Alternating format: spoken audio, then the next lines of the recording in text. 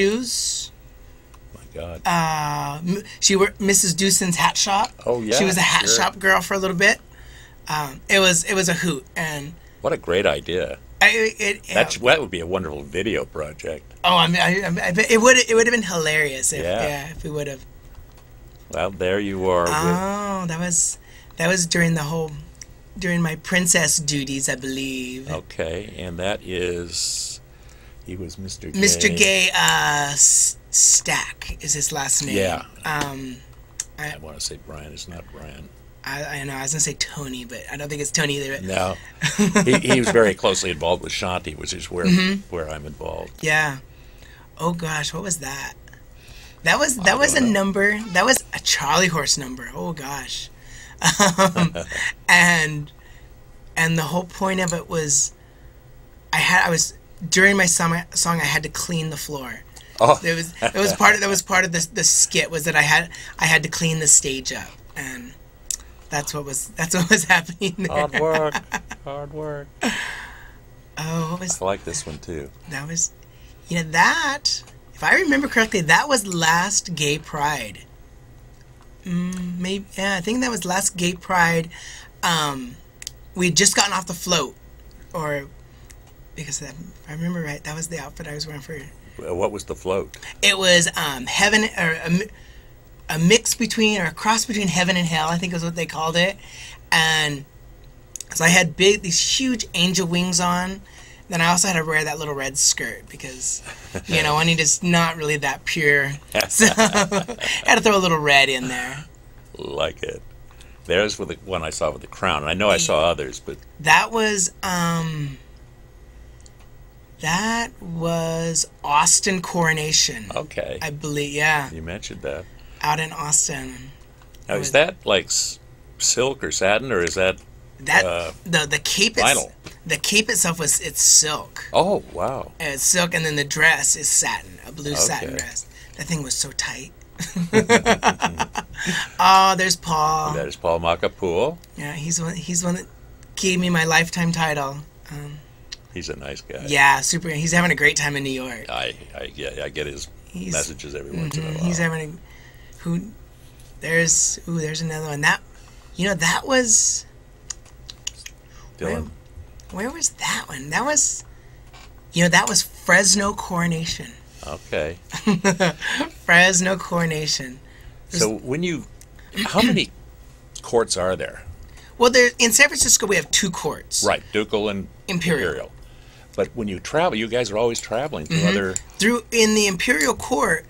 I want to say there are 42 courts. All over the U.S.? All over the United States and Canada. Wow. And Canada.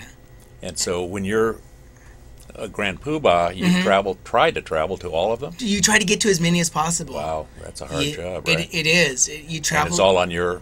It's on your dime. Yeah, wow. Wow. It's on your dime. Some of the old time court members, I know a couple of them. They, as a thank you to Paul, they would sponsor his hotel room. Okay. Yeah. And so it was always nice that they would take care of him and help him out. I would hope. I mean, that's because everything you do is kind of aimed at good for the community and charity and all that. Sure. And it's all on your own dime. I mean, most of us aren't millionaires. I know. Those are wonderful. I wanted to go back and ask you a couple of things about the art thing. Is there a specialty you do in the art world?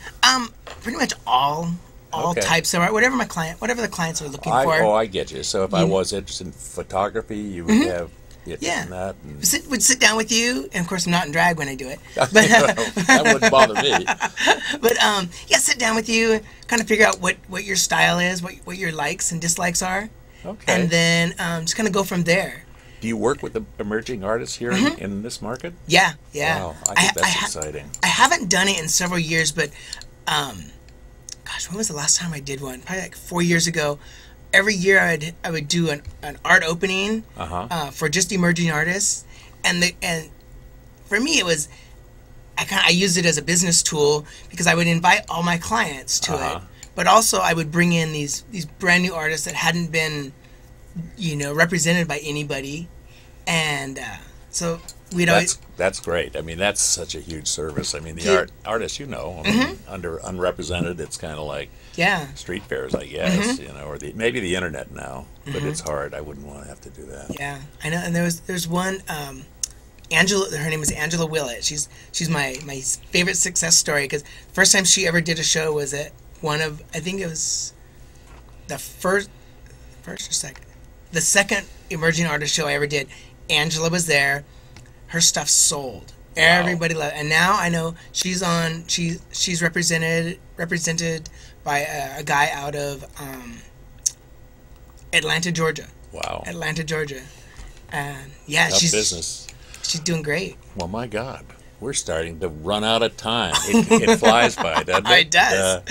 So, hey, Cinch people, thanks for calling. Thanks for being there, and thanks for hosting this wonderful show that's produced by this wonderful lady. Yeah.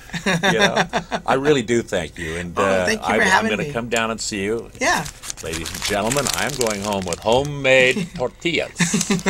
Are they flour or corn? They're flour. Okay. They're flour. And I also have a quesadilla in there.